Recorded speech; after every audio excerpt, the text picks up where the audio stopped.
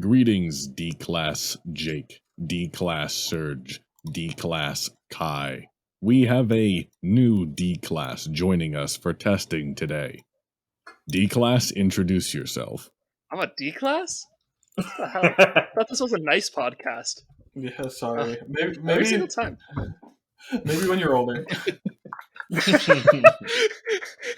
Okay, brilliant. SCP Foundation is ageist. Hi, I'm Shaun Saxum, host of the Create Stuff podcast and SCP Authors Anomalous. Welcome. Also, technically welcome. an SCP author, I'm ashamed to admit. Yes, what a terrible profession to hold. You're our third author? No, there's more than that. How many authors have we had? Minimum third. 4? 5?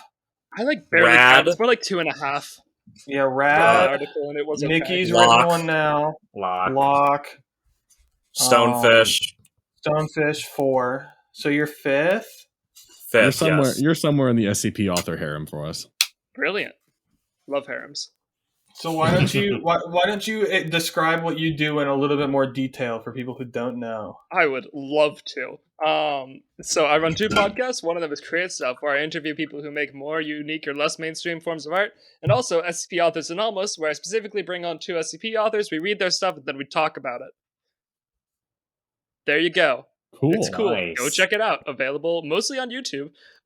Create Stuff is on like all the other podcasting platforms, and technically so is SCP Authors Anomalous, according to the RSS feed I use, but I can't find it, so I'm not sure about that. But yeah, it's probably out there somewhere. Amazing. Nice. And it's probably linked in the description. As long as my wonderful host here, I've done that. We should probably also introduce ourselves in case any other Before- strange people come on here. Before we introduce ourselves, though, Yes. if you are listening to this episode, which I'm assuming you are if you heard me say that, go on youtube.com and subscribe to the So You Think You Can Fanon YouTube channel. Released now. We have 11 episodes up. Feed us into the algorithm. Listen to all the episodes in order using our playlist. The So You Think You Can Fanon binge list, as well as the Chain of Memories Phanology, which has 3 episodes, which I don't understand how, because there's only 1 episode out for it. But whatever. That's crazy. I'm going there right now. SYTYC, youtube.com/SYTYCFanon. It's not a mouthful. Shut up. Subscribe. Also, Subscribe. subscribe to Shaun Saxum while you're there. That's also true. Yes, subscribe. If we get 1,000 subscribers, and Sergio's gonna host a Star Wars themed Dungeons and Dragons game. Not to listen to, just like to play. Yeah, no, like, just for us. You guys don't get to It's just for participate. us. Yeah, it's actually just for us. We won't record it. We might talk about what happened at some point intermittently on the podcast because it'll be a lot of fun, but So true, bestie. So true, So bestie. true, Matt. bestie. He's speaking So true, facts. bestie. He's spitting. speaking Say what of everyone's spitting in words. Yes, go ahead, Serge. I will start first with the introductions. Hello, my name is Sergio. I go by the Hunter03 on most platforms. I'm in charge, ? I take charge a lot. Nobody questions my She's not authority. in Sergio charge. is the one with the most massive cock that he beat us down with. The Black Mama. I think. What the hell is this podcast? I thought this was going to be something far different. I'm not sure if I'm comfortable with this. You're fine. You're I fine. joke. We can put it away. I have quite a big cock too. Don't worry. I think the way to describe it is that Sergio tells us to do things, and then I say things that make him mad, and then we do them. Where does the cock come in? After the recording, usually. Oh, I'm so excited for that part. Well, on the So You Think You Can OnlyFans, obviously. Yes. Yeah. I'll introduce myself next, I guess. I'm Jake, aka Greg Chudley, aka Greg Chudley LLC. I like to say things that make people laugh, and that's I don't know how else to describe. I'm insane. You know, we have like a I'm name for that. insane, and also, if the only FBI person is who has been listening, I'm described not as going to funny. tweet anything. He's also not going to do anything.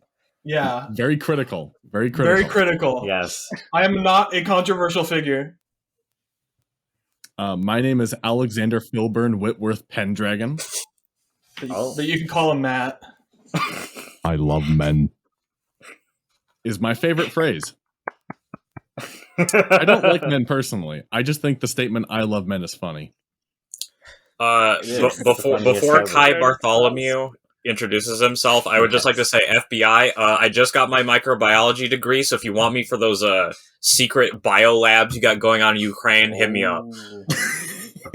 So Nice. true. Also, yeah, I'm officially on the podcast. Congratulations, Yes. Sergio, Congrats. for having a degree. Ooh, jeez. Yeah. Why would you do that to yourself? Microbiology? He's continuing it.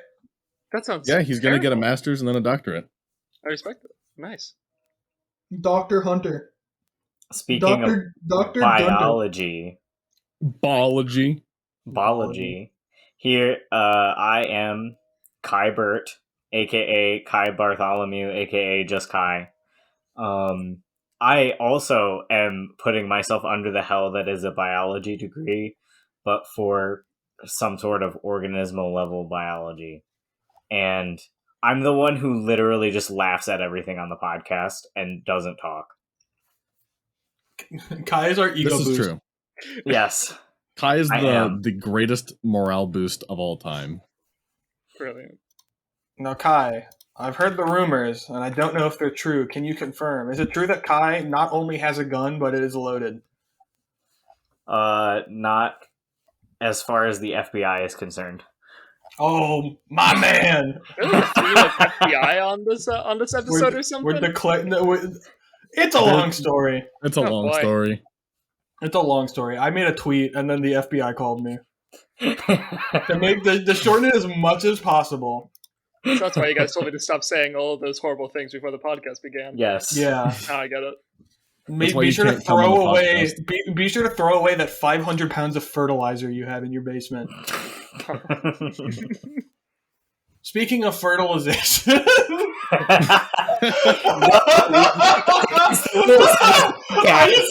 I did not mean for that to come out that way. I'm really glad it did. Let's talk about this fertile idea of "Are we cool yet?" Oh my god. Somebody Would kill you- me. would you like to I'm explain? terrified. Would you like to explain what "Are we cool yet" is? Oh my god. Are you asking me? I would so love to. Are we cool yet? Oh my god.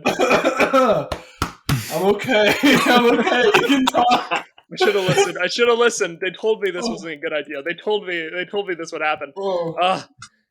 So you think you can? No. Are we cool yet? I might have mixed them up. Are we cool yet? Is a group of interest within the SCP Foundation, not within the SCP Foundation, within the SCP Foundation universe, I guess. That is made of like a bunch of artists who make stuff that is anomalous. If they're And it's not listening, like an they know official what it group, is. I'm it's more of pretty a sure. movement. So you can say you're part of Are We Cool Yet, and you are. There's not like a group that gets together for meetings every Wednesday night, but it's more of a movement. There are like groups Interesting. within it, like the Critics Lot or Joey's Lot, but besides that, it's just pretentious artists being pretentious artists most of the time. And burning. Now, Well, being an I artist means do you're have a pretentious, then. question. I have the pages tagged with "Are we cool yet?" pulled up right now. Could you personally explain to me right now the Orgy 5 Council 9 XXXK end of virginity scenario? What the hell are you talking about? This is a page on under "Are we cool yet?" Could you I'm say not that? Could you say the surprised, title like, for that at one all. again? Like, this is not. Um, This is no surprise. I would like Could to you do repeat it real slow? Orgy Council or Orgy 5 Council 9 XXXK end of virginity scenario.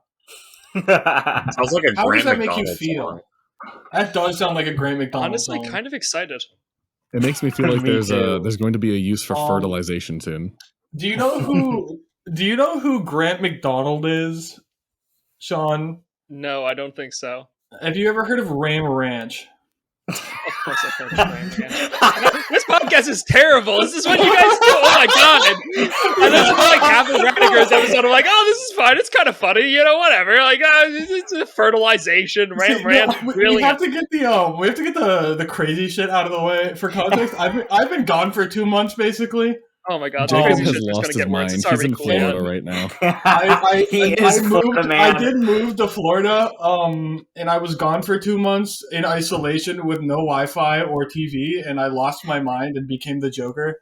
And so this is what the podcast is now. You're a Florida man. It's official. Oh, Anyways, Grant McDonald is a musician. who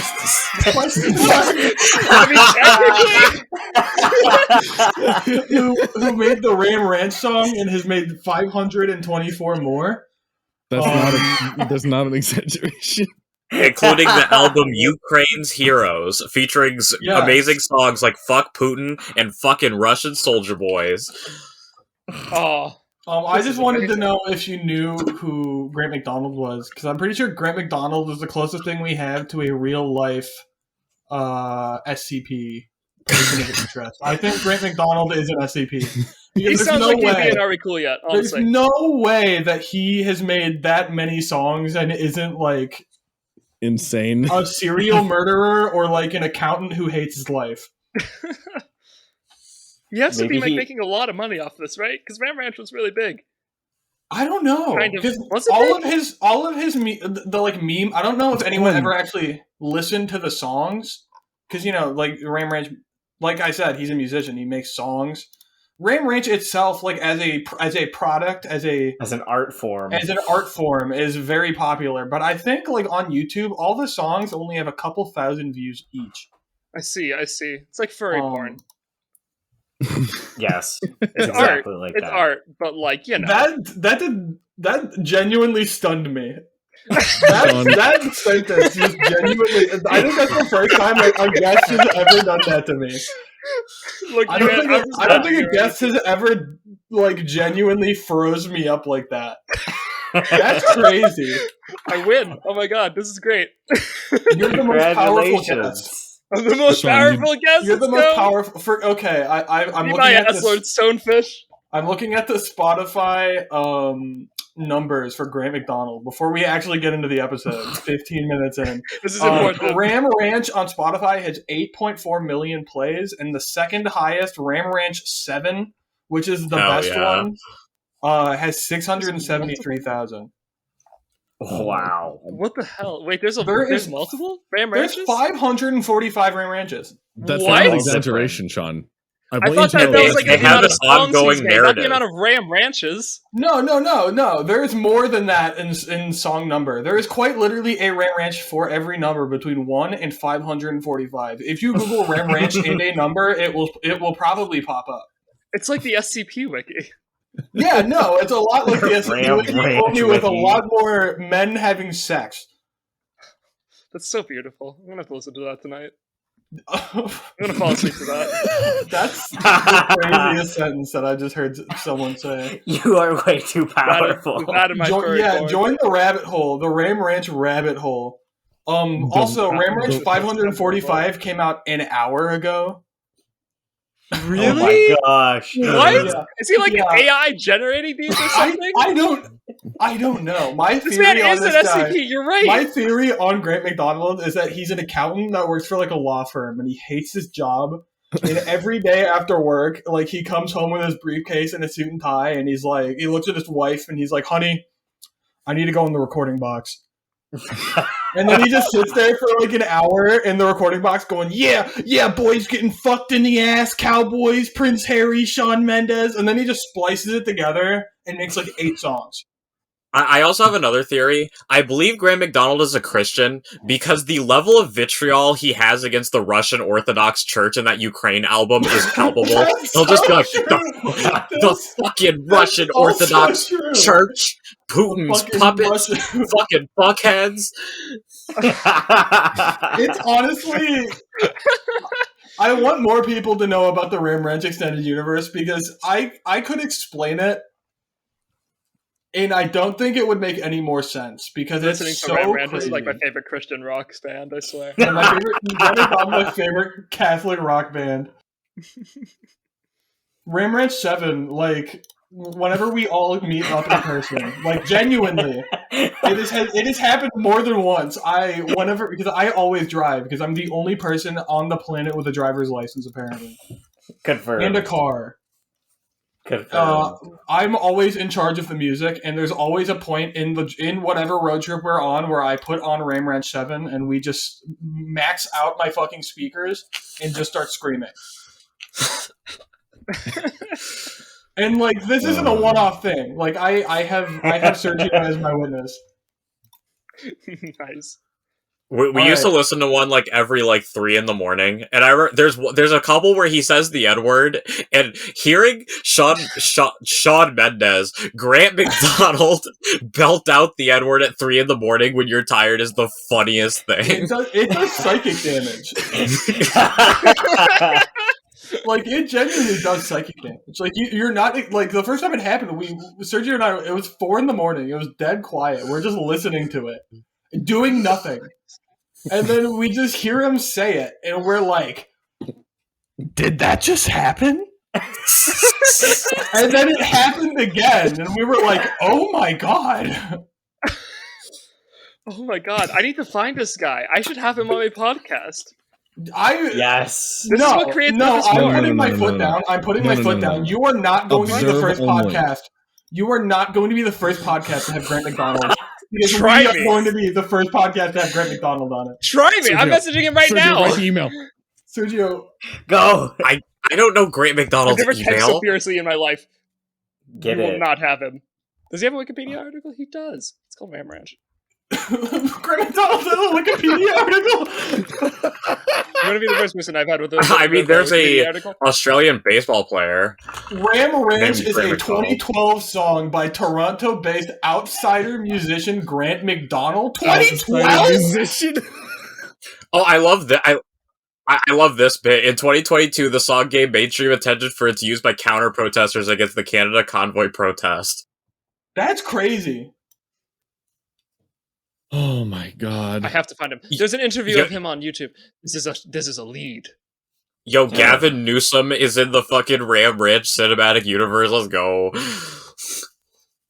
I found his YouTube channel. That's not very surprising, I guess. Oh, he doesn't have his email No. here. Okay, hold on. I have to save this for later. I will do my detective sleuthing later.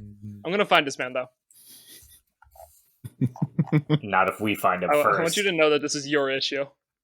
This is your Okay. fault. Okay. I'll give him to you guys after I'm done with him. Whatever's left.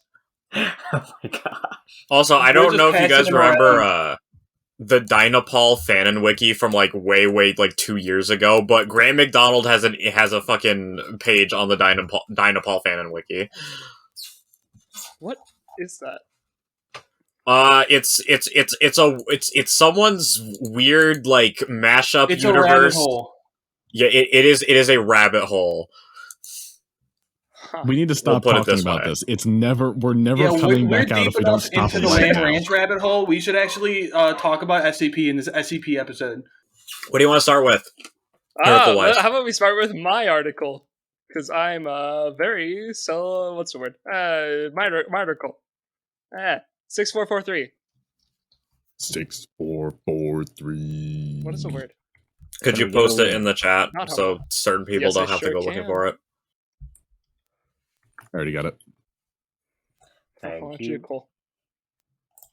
Okay, there it is. And would you like to read it, or would you like one of us to read it? It's a pretty long article. We can probably switch back and forth. This is not a long article by my standards. Go to the bottom.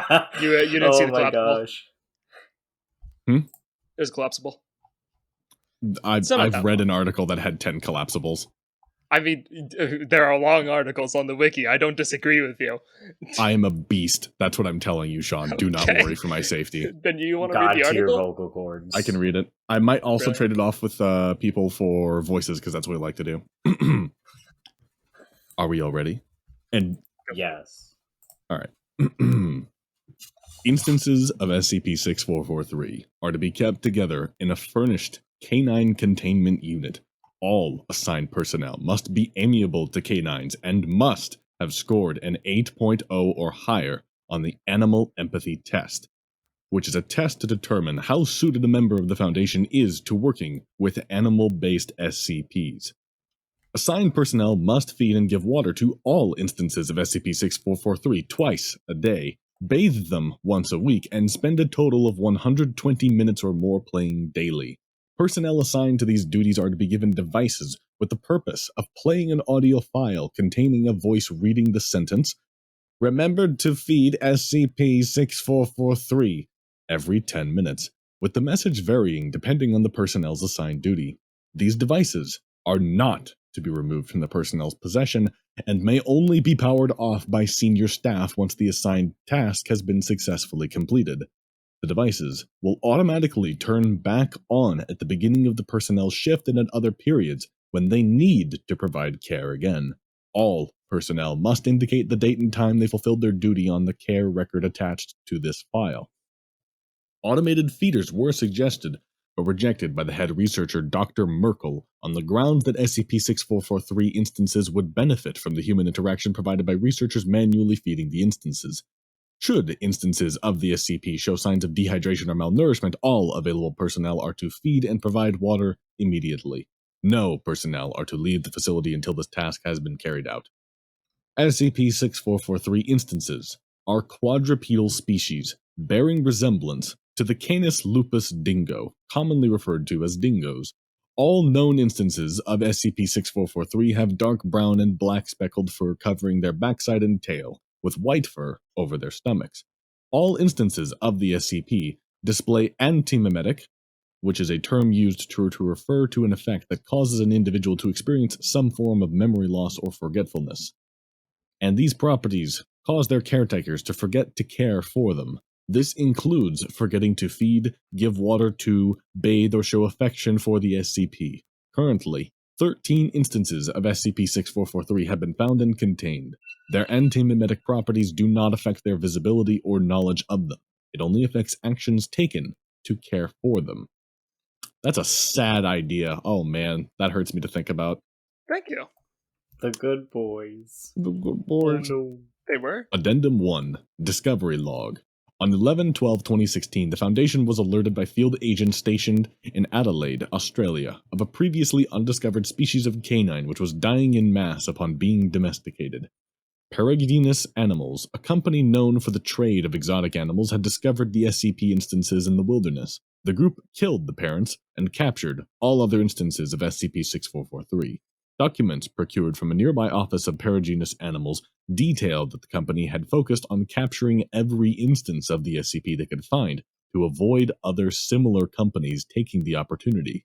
SCP-6443 was stated to be an extraordinarily rare find, due to the rarity of new species of canine being discovered in recent time, as well as the rarity of canine species native to Australia.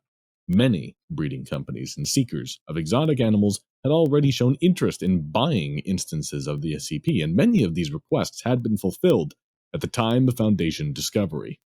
No indication that the company understood the antimemetic effects of the SCP has been found.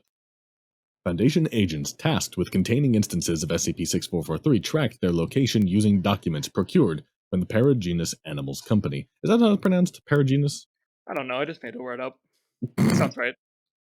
The SCP instances were found within multiple buildings of the company and the homes of wealthy citizens. A collective 100...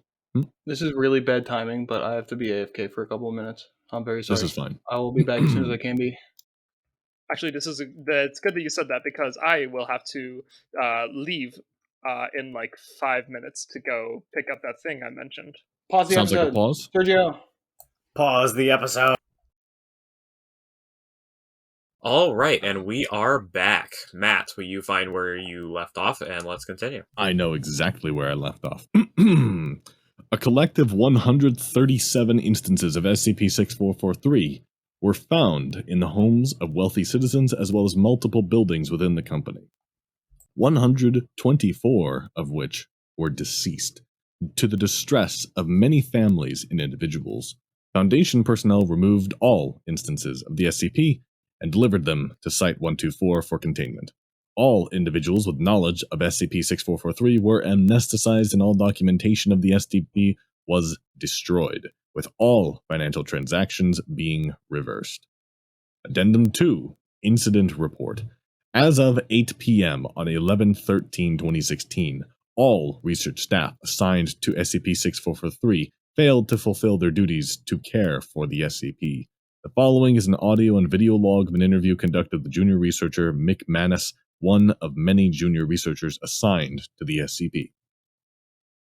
Interviewed junior researcher McManus, interviewer Dr. Benside. Who would like to be Dr. Benside and who would like to be McManus? I can be Benside. I'll be McManus, I guess. Please state your name and position. Jack McManus, assigned to SCP-6443. What did you need? Objection hearsay. Please allow me to ask the question, McManus. Sorry, sir, but I'm here past the end of my shift. I was supposed to leave at 8. Are you new here? Yes, SCP-6443 is my first assignment. I see. You will soon learn to speak in a more professional manner when involved in an interview with senior staff. Staying a bit late after your shift will likely be one of the easiest annoyances you will need to deal with. On to the topic at hand. You are currently assigned with providing 6443 with food, correct? Sorry. Yeah, that's correct. And despite this, 6443 has not been fed once today. Why is that? Well, pretty much all day I've been going to give SCP-6443 their food, but every time I go to do it, I always find myself doing something else, and here we are.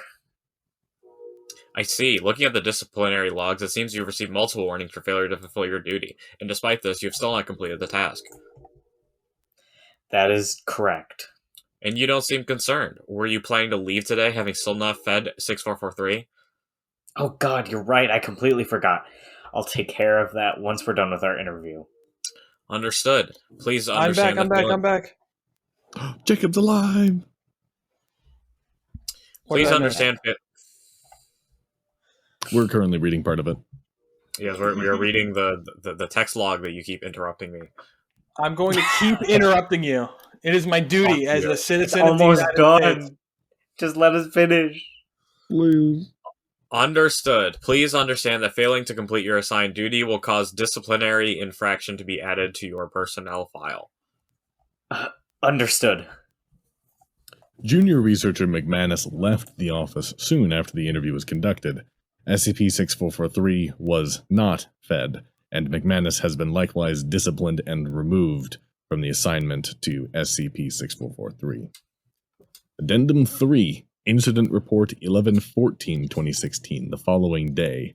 As of 6 a.m. on this date, of the 13 living instances of the SCP, 7 were found deceased due to malnutrition. The remaining 6 are malnourished and near death, as well as in extreme state of distress. The following is an audio and video log of an interview conducted by Dr. Benside with Dr. Burkle, a senior researcher assigned to the SCP. Begin log. Shaun can be Dr. Merkel, if you're alright with that. No. Yeah, that's fine. Please state your name and position. Oliver Merkel, researcher with level 4 clearance. I'm currently assigned to the research and caretaking of SCP-6443 due to my animal aptitude test score of 10.0 and my experience with canines. What exactly happened here, Dr. Merkel? I'm not exactly sure. I've been granted a large number of staff to study and take care of SCP-6443, including multiple junior researcher. Every staff member was assigned to particular duties relating to the SCP, but not a single one has been done. Few of my staff had a notable record of disciplinary actions before they were assigned to 6443, and none of them seemed particularly lazy, and yet I consistently find them doing something besides their assignment throughout the day yesterday. Hence the disciplinary action report. Yes, every single person working on 6443 was eventually dismissed from duty for the day.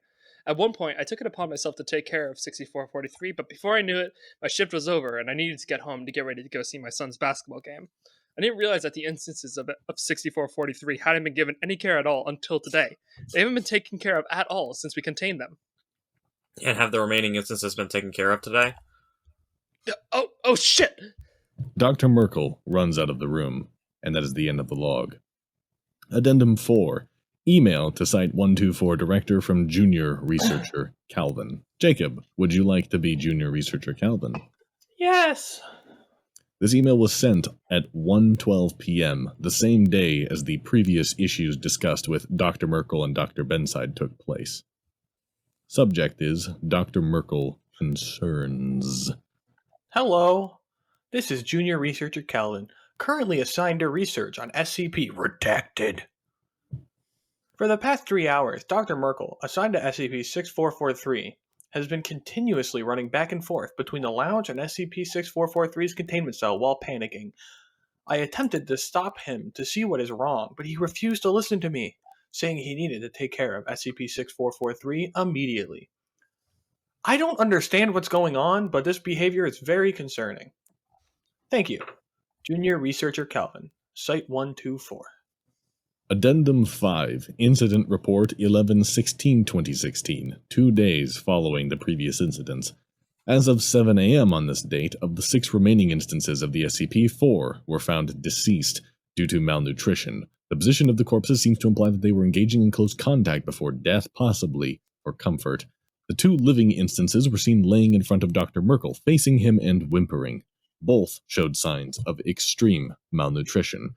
Dr. Merkel was asked to leave to conduct an interview regarding the incident. The remaining instances of the SCP whimpered loudly, and Dr. Merkel closed the door to their containment chamber. The following is an audio and video log of an interview conducted by Dr. Benside with Dr. Merkel. Begin log 7:30 a.m. Please state your name and position. Dr. Merkel, level 4 researcher. Please compose yourself, Dr. Merkel. Dr. Merkel appears greatly distressed. His hair is unkempt, his uniform is wrinkled, there are large, dark bags beneath his eyes, and his hygiene is noticeably poor. I'm okay. Dr. Merkel, I understand you were assigned to 6443. Please explain the events that led up to all but 2 instances of 6443 being deceased. Please, doctor, I can't. Dr. Merkel, when is the last time you slept? Dr. Merkel does not respond. His legs visibly shake. Doctor, this is very unprofessional behavior. Please answer the question. Sorry. Maybe the 13th? Dr. Merkel, you're saying you have not slept for 2 straight days? I need to go feed SCP-6443. Dr. Merkel rises from his seat and immediately collapses to the floor. SCP-6443, I have to feed the dogs. I have to feed my dogs. Dr. Benside stands and walks to assist Dr. Merkel, squatting next to him. Dr. Merkel lays on his stomach and begins to pull himself towards the door while panting loudly. His body visibly shudders and shakes, presumably from exhaustion. Audio corrupted at this point. End log. Sergio and I had the same idea, apparently. I believe this would be addendum 6. Is that a text error in the page? Addendum 6, Incident Report 11/16/2016-2. No! As of 9 a.m. You on have the been same day owned. as How does it the feel? incident. No! How did I never notice that? Addendum 5-2. The 2 remaining instances of the SCP were declared deceased due to malnutrition.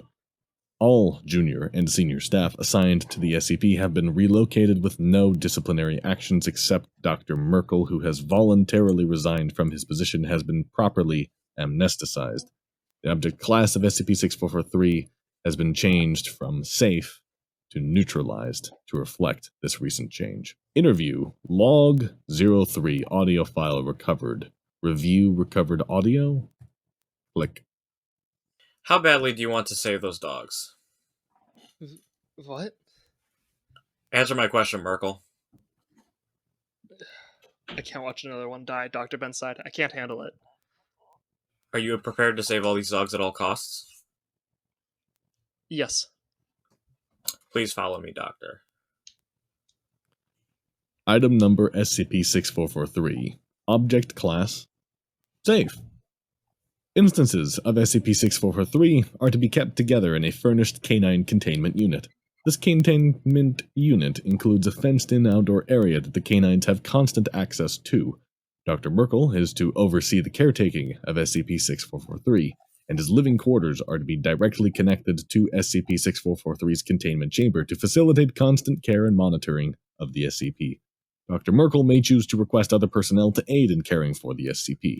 If needed, these personnel must be amiable to canines and have scored an 8.0 or higher on the Animal Empathy Test.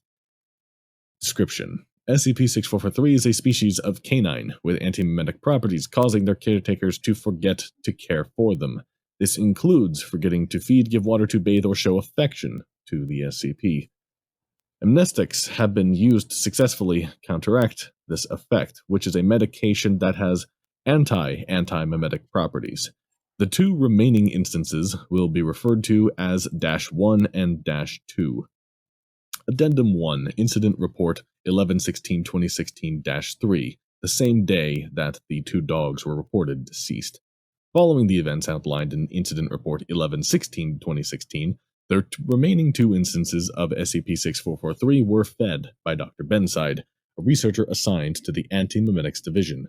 They were then relocated to Site-41 for care by members of the Anti-Mimetics Division. After being administered amnestics, Dr. Merkel, now assigned to the Anti-Mimetics Division, has been able to effectively care for the instances of the SCP. Dr. Merkel's primary and only duty will be to care for and report on the health of the SCP instances until he reports that they are both restored to a sufficiently healthy state. Addendum 2, Log of Care for SCP-6443 from Dr. Merkel. 11/16/2016. Would Dr. Merkel like to read this? 11/16/2016. Instances of SCP-6443 have been properly fed, bathed, and provided with a clean and well-furnished containment chamber. I took it upon myself to spend time with 6443 to provide them comfort. However, I fell asleep soon after sitting down in their containment chamber. 11/17/2016. I awoke in 6443's chamber to find both canines laying beside me. I chose to continue laying there so as not to disturb them. Within an hour, both instances awoke and walked around their containment chamber, sniffing the blankets, toys, and bowls. They are still getting used to their new chamber. I then provided both of the canines with their breakfast. They did not eat it at first, but once I sat down next to them, they slowly consumed their food. I have been giving them 3 small meals a day rather than 1 or 2 large meals to help them adjust to a healthier diet than, well, being starved. Both canines frequently drank from their water bowl. They are looking better already, but this process will be slow. Neither seems to be afraid of me. Skipping ahead 3 days, on the 20th, the instances of 6443 no longer hesitate to eat their food, and they both appear to be properly nourished. In addition, they have begun to show signs of excitement and playfulness, occasionally wagging their tails and jogging around their containment chamber. Neither is running yet, but they are improving. I have named the male, -1, Teddy, and the female, -2, Paige. The 24th, 4 days ahead. Paige and Teddy have shown great signs of improvement in health and energy. Both canines are now eating regularly, getting excited for meals, playing with their toys and each other, and frequently running around their containment chamber. With the use of treats, they have learned to go to the bathroom outside. I have taken them both on a walk outside their containment chamber with their leashes secured around my waist to prevent them from running. Both showed hesitation to walk any further than a few dozen feet from the door, and both reacted with fear when seeing other personnel. On the 28th, I have taken Paige and Teddy on a walk outside of Site-41. They enjoyed the open air, frequently pulling on their leashes as they walked around the forested area. In addition, they have become more comfortable with the other staff assigned to their care and only show minor fear of other personnel. As of 11/28/16, I believe I can comfortably declare both instances of 6443 to be restored to a healthy condition.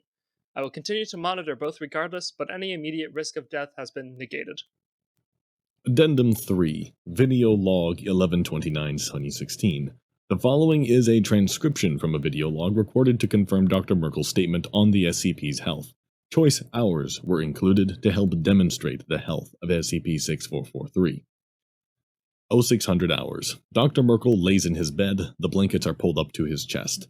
SCP-6443-1, hereby referred to as Paige, lays on a dog bed nearby.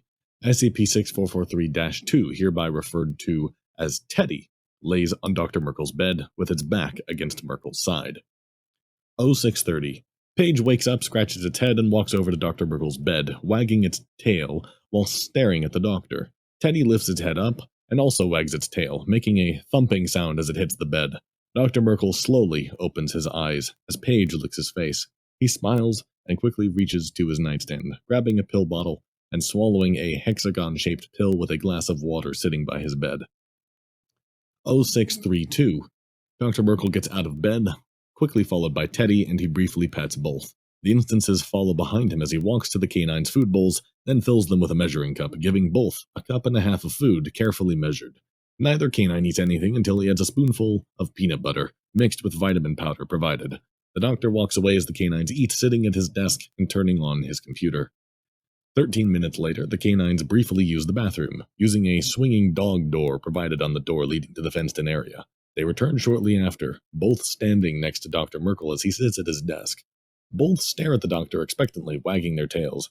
He reaches a hand down and pets both, typing with the other hand. Teddy whines, then lifts its paw up to the computer tower and presses the power button. Dr. Merkel stares in disbelief as the computer powers off and laughs, further exciting the canines. 5 minutes later, Dr. Merkel stands outside in the fenced-in area, throwing a frisbee for Paige and Teddy. The canines both eagerly chase after it every time, attempting to grab it before the other. Dr. Merkel pretends to throw it multiple times, with the canines never falling for the trick. After pretending to throw the frisbee for the 5th time, Teddy jumps into the air and grabs the frisbee, running around the fenced-in area as Dr. Merkel chases him. 1 hour and 13 minutes later, Dr. Merkel sits on his couch, playing a podcast out loud from his phone. So you think you can, Fanon? On the coffee table. Paige lays with its paws on Dr. Merkel's lap, licking Dr. Merkel's cheek as the doctor cranes his neck in the opposite direction. Paige eventually lays its head on his lap, after which Merkel begins to pet it. Immediately, Paige's tail starts wagging, and she starts licking Dr. Merkel's face once again. Dr. Merkel laughs. If I was security at this site and I caught Dr. Merkel listening to this episode, I would have probably just shot him. Most likely. After what happened at the first 15 minutes of this episode? Yeah, probably. Do you think Dr. Merkel would make a Ram Ranch for SCP? What? Wait, what? I'm missing a joke here. I said if because he's listening to a podcast, I said if Dr. Merkel was caught by listening to our site podcast, security listening to this episode of the podcast, I would have just shot him. Same. I think he's canonically listening to the Joe Rogan Experience. Hate to say it. That would be really funny. He's watching the Elon Musk episode where Elon Musk smokes weed, and he's like, "Oh, he's so cool. Check it out, Paige. This dude owns Twitter now." Immediately after watching the man smoke weed, Paige just available on YouTube. YouTube.com/Shaun. Paige's tail starts wagging, and she starts licking Dr. Merkel's face once again. Dr. Merkel laughs, tilting his head away as Teddy jumps on the couch and begins to lick Dr. Merkel as well, overwhelming the doctor as he chuckles. Petting both at the same time. 1 hour and 26 minutes later, Dr. Merkel re-enters the containment chamber after briefly leaving to use the bathroom. Upon the sound of the door opening, both canines jump up and run to it, wagging their tails. He quickly closes the door behind him as both instances jump up on him. He laughs, kneeling down and petting the canines as they lick at his face.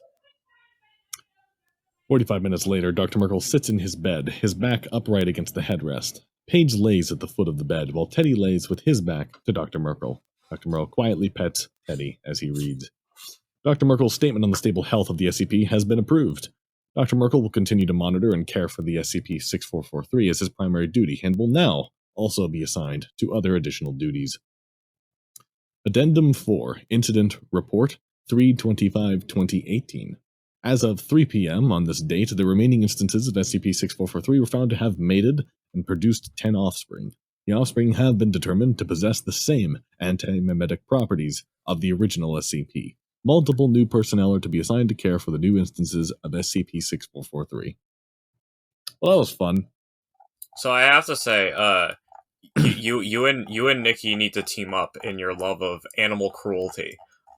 To dogs for whatever reason. I don't know what they did to either of you, but bruh. But this did turn into something wholesome instead of just like dogs die of malnutrition. Yes, this was quite fun. That does happen, though. Yes. There is one suggestion, or one, perhaps just a question that I have.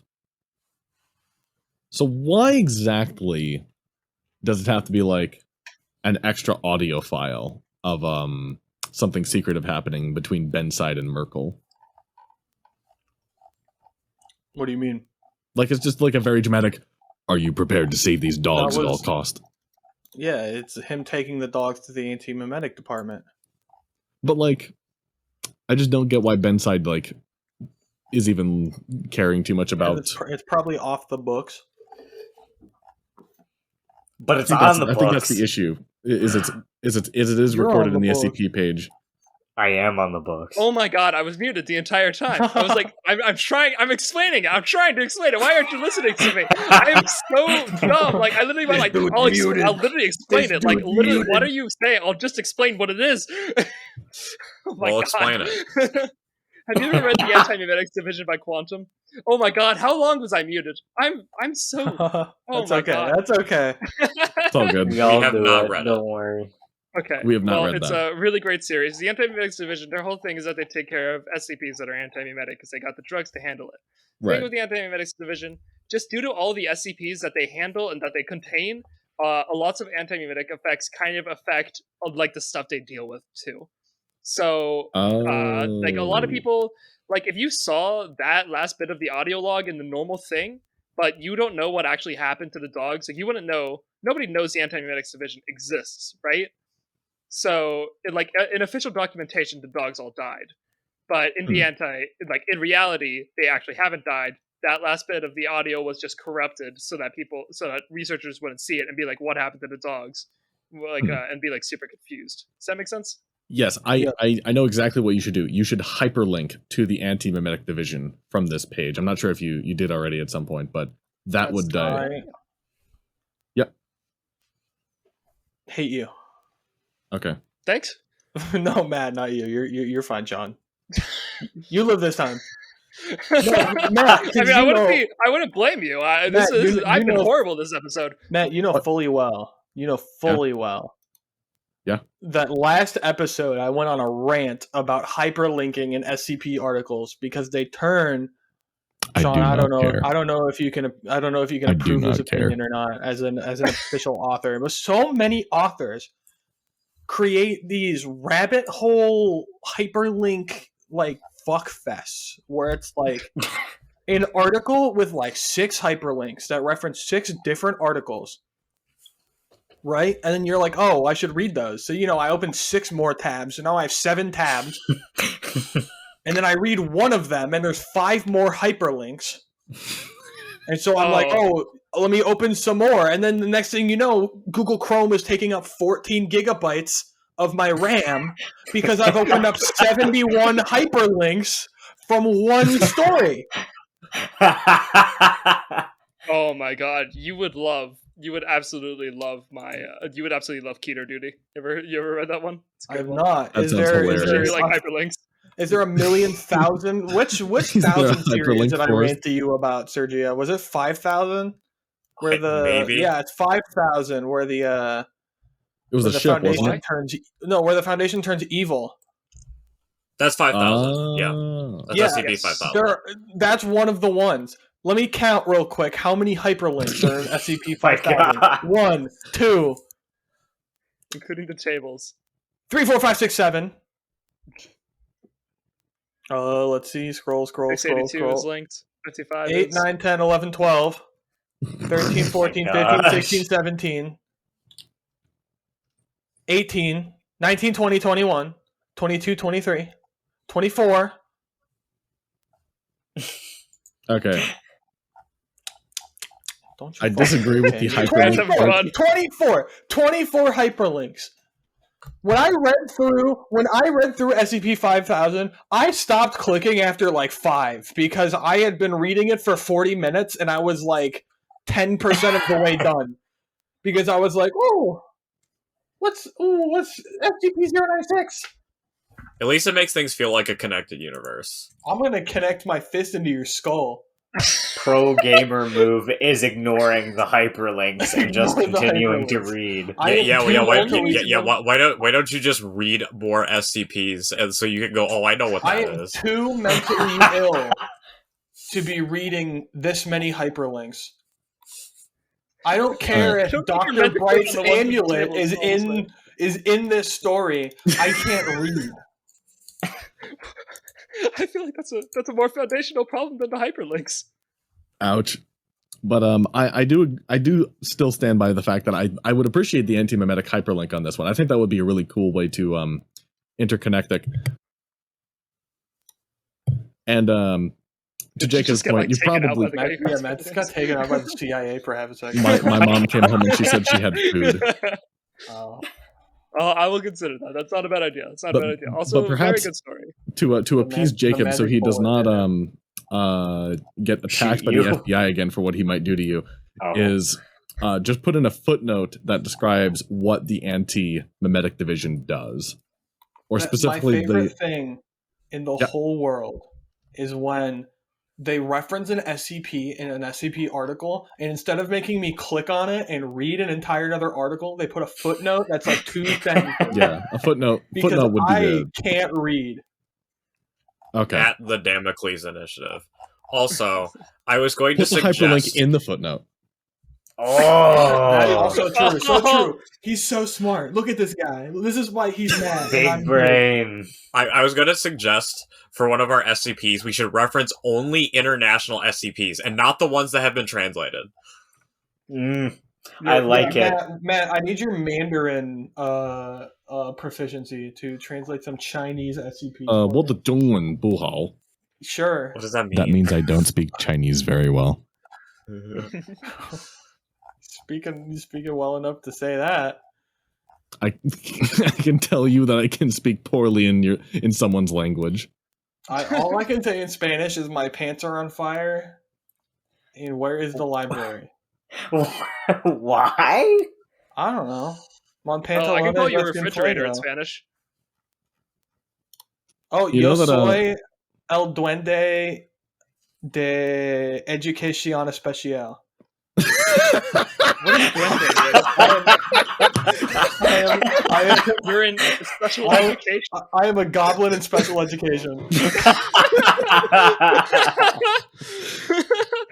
Wait, is that what this is? Is that censor worthy?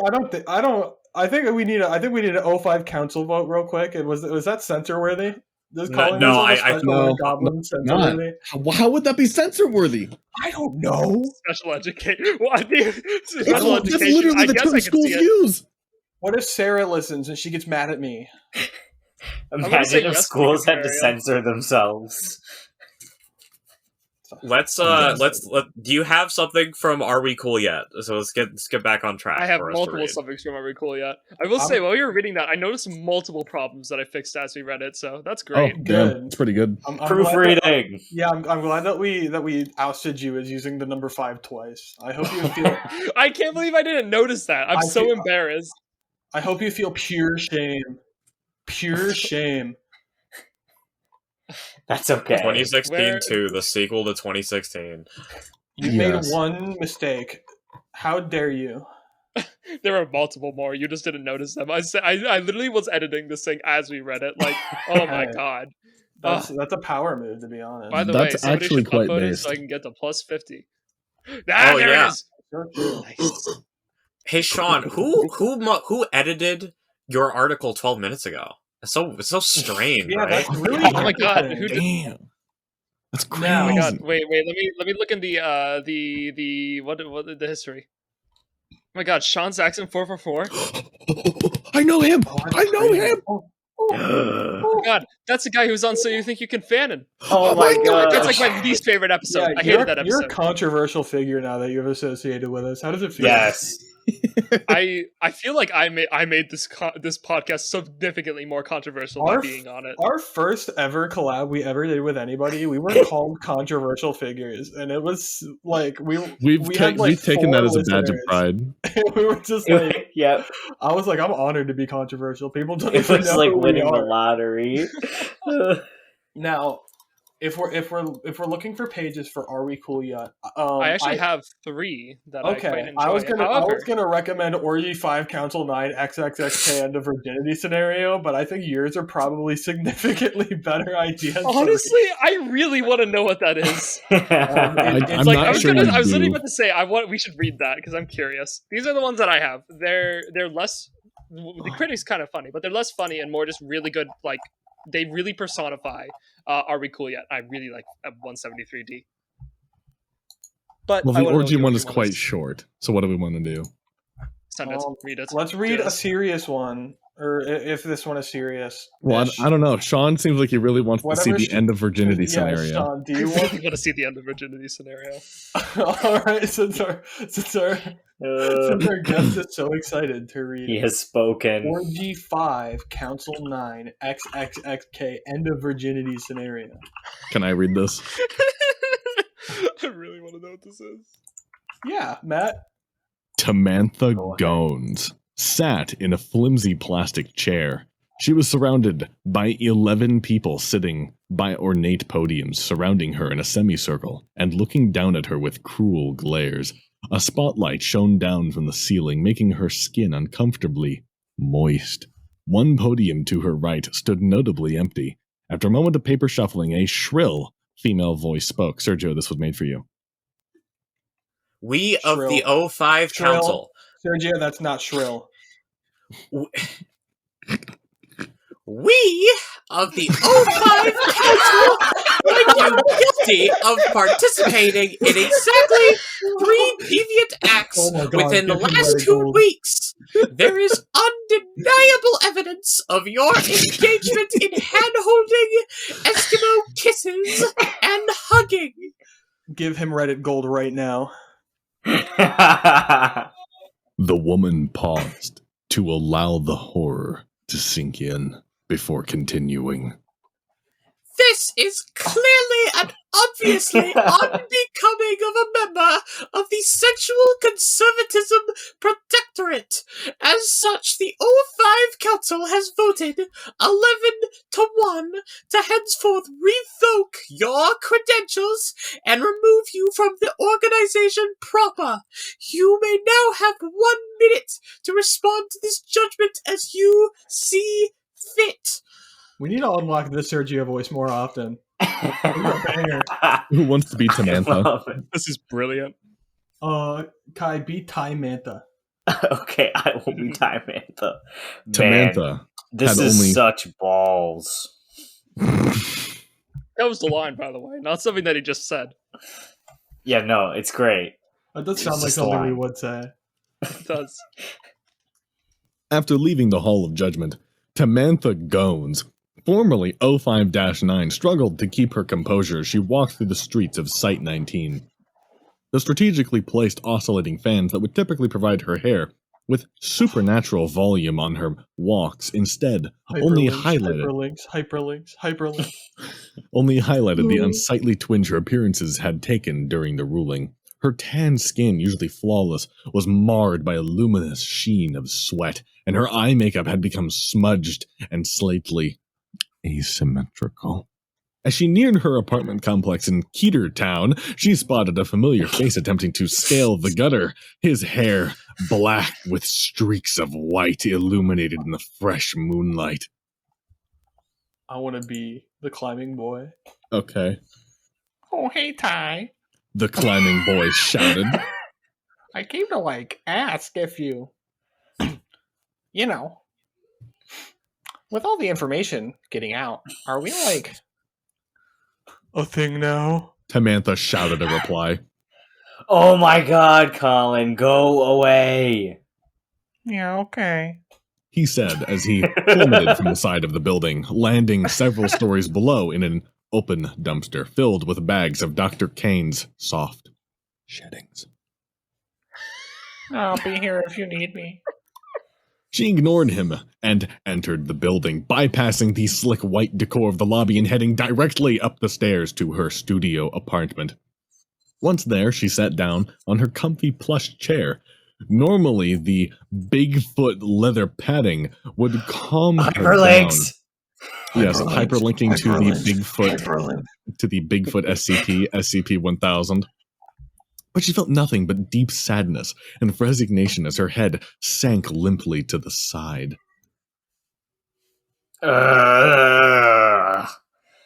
She said.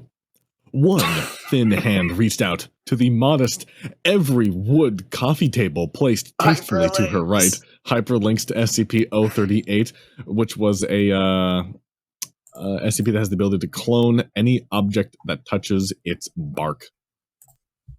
Nice. Me too. She grabbed a picture frame and brought it to her face as the table sprouted a duplicate frame in its place. The picture was a beautiful Anne Hathaway-esque woman clutching an equally attractive infant. This picture was taken 23 years ago on a day very important to Tamantha. Her birth. She sank deeper into the armchair as the memories came flooding back. Tamantha was never like the other girls. She was born with a deep secret. She was a type orange, born of a virgin mother and bestowed with the strange and terrible ability to control sexual deviancy with her mind. Originally, it seemed Tamantha was set on a course for evil, but when her mother was killed not hours later by agents of the One-Eyed Serpent's Hand, Tamantha steeled her resolve and decided to use her abilities for good. When she was an infant, she decided to use her abilities for good. With her powers harnessed, she founded hours after her birth. Pretty based. She founded the Sexual Conservatism Protectorate, using her abilities to clean the world of sexual deviancy and unwholesome personal contact. Tamantha opted for the 05-9 position because she felt it would be unfair to the other council persons to take 05-1. The Sexual Conservatism Protectorate was wildly successful for the next 2 decades, fighting foul groups of intercourse, like Herman Fuller's Circus of Debauchery, Hermaphroditus Labs, Gru Division Penis, and Are We Chaste Yet? All across the world. Is that why this is tagged as Are We Cool Yet? Are you kidding me? I'm assuming. Oh my god. This is so big. I love it. I'd like to once again point out that she was an infant when she founded the Protectorate. Yes. It's been 2 decades, and she's 23. Yes. All across the world, metropolises formed and flourished. Site 19, Site 30, the state of Texas. However, there still existed a single pocket of misery within Site 19, centered solely on Tamantha as she began to weep for a mother lost so long ago. After a few hours, her misery was interrupted by a sudden knock on her door. She poked her nose through the crack she pried open. Yeah? 3 large men were outside. Yeah, T.Y. Mantha? She decided to open the door fully. This is she. What's up? The man in front seemed to be dragging a luggage cart behind him. Staggered further back still, the other men were holding cardboard boxes outstretched. Yeah, we're here to move you. Move me? What? You can't, you can't just live on site when you're fired. We were ordered to move you to a standard containment villa in Paris until your situation gets sorted out. He scratched his neck, not looking her in the eye. He must be nervous. Wait a minute. Tamantha nodded, slowly backing into the room. Oh yeah, I'll start getting my stuff packed. I'm just wondering, though. The man in front raised an eyebrow. Yeah? Why would they send agents of the Clit Insurgency to help me move out? I hate this article. The man's eyes opened wide in surprise. I hate Are We Cool Yet? The man's eyes opened wide in surprise. It's a Michael Freeney moment! Just for a split second. Then he lunged for her. She sidestepped him, backing into her reading room, careful to not trip over any ornate rugs while backpedaling. As the other 2 thugs rushed into the room, she ran past her chair towards the window, stopping to overturn the coffee table just in front of her pursuer's legs. Her assailants began to multiply. forming a confused and immobile heap on top of the table. With a running start, she leaped through the window, glass shattering all around her, and landed 40 stories below in a dumpster filled with dog hair, next to a very confused teen. Oh, hi, Ty. Colin said.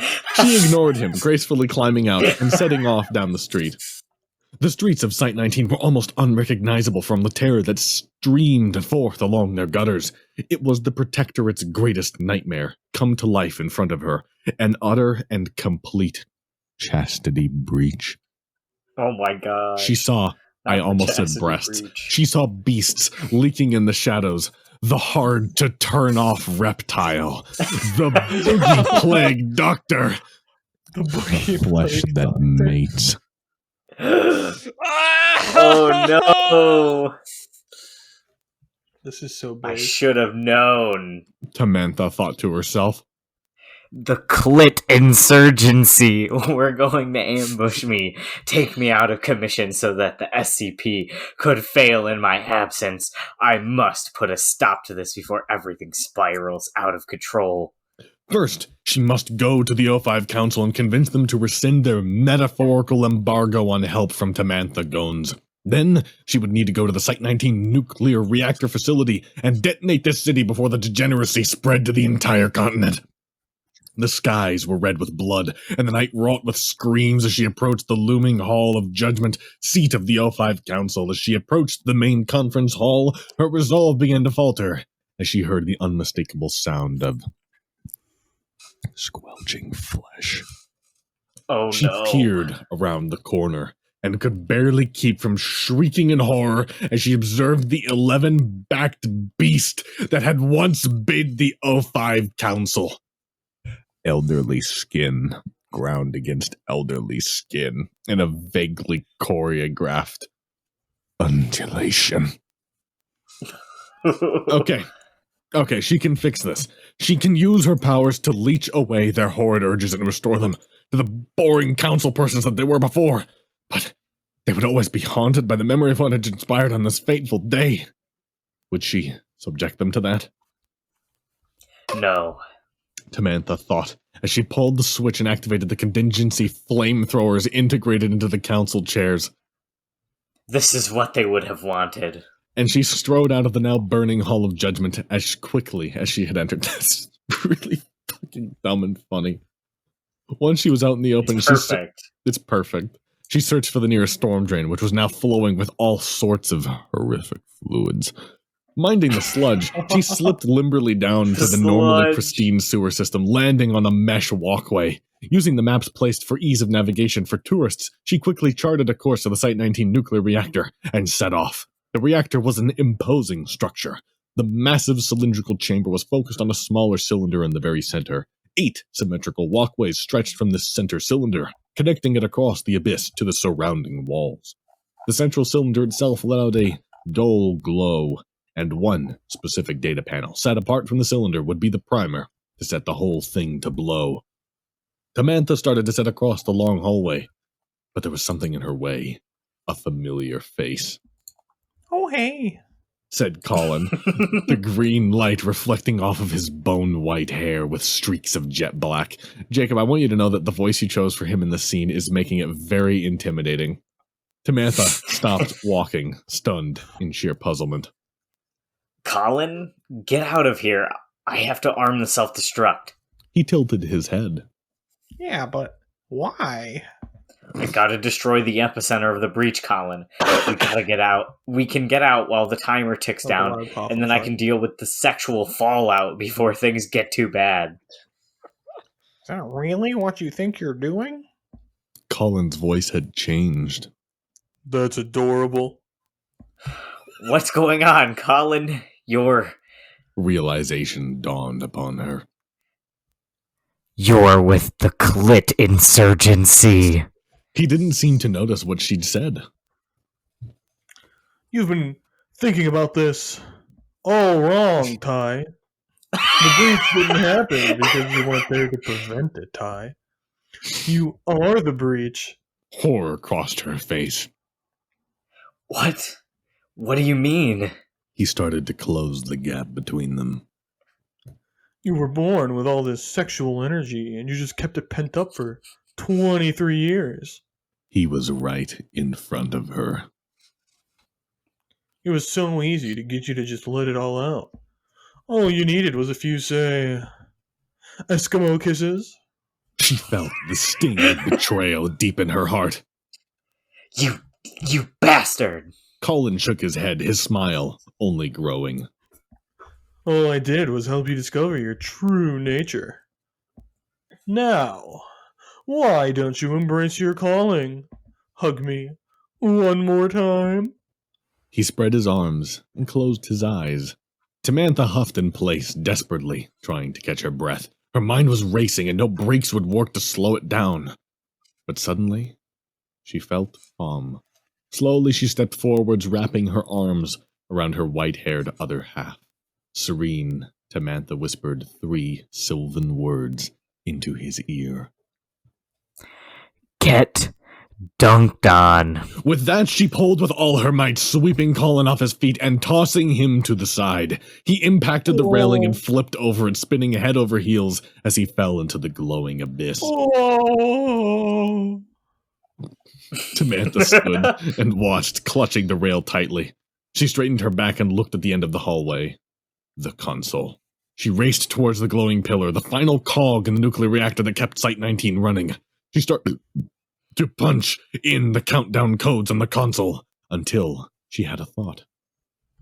If what he said was true. She said to herself, words echoing in the lonely reactor. Site-19 isn't the problem. I am. She thought about her mother, who had made her sacrifice so many years ago to ensure a safe, platonic future for all of humanity. And then Tamantha walked into the radioactive glow. 3 days later, Site-19 had existed in a dull state of acceptance for the days since the incident. Many people were left scarred, but they knew their lives would continue in friendly, platonic bliss, and they knew their hero had sacrificed herself for their well-being, and that she would not be forgotten. But there was a void in the city, and naught to fill it. Although... That's hyperlink! Oh my god, you guys love those! 300 meters below the remains of the... Hyperlink. Hyperlink. 300 meters below the remains of the Hall of Judgment, a familiar figure stepped out from a glowing pillar. Her hair was still slightly twinged, but her face was smiling. Tamantha Gones, currently 059, stepped into the light, practically radiating with platonic energy. And boy, were there things to do. This was written by. This was written by Ty Gently. Nice.